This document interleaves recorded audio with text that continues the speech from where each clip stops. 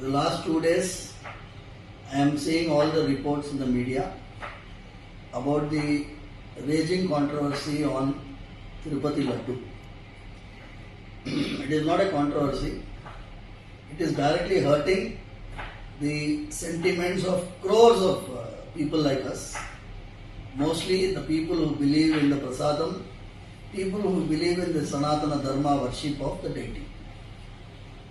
What has happened is, we have been already saying that the process of tendering, when you purchase items for the Swami, like the ingredients for Laddu, you go for a lowest bidder. The moment you go for the lowest bidder, you are asking for trouble. In fact, the best cow ghee today cannot be less than 1,000 rupees per kg. How can a person quote 320 rupees?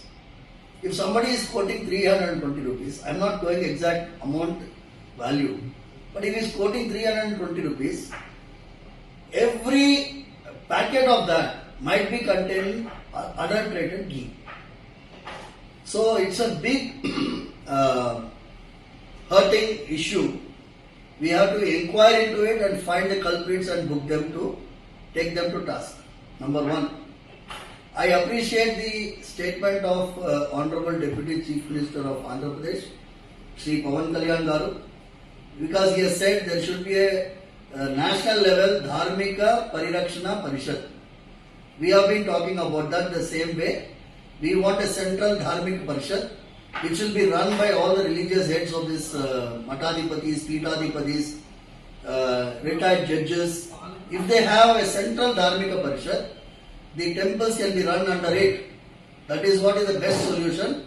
Staying away from the temple system by government control. Sarve Jana Sukhino Bhavantu.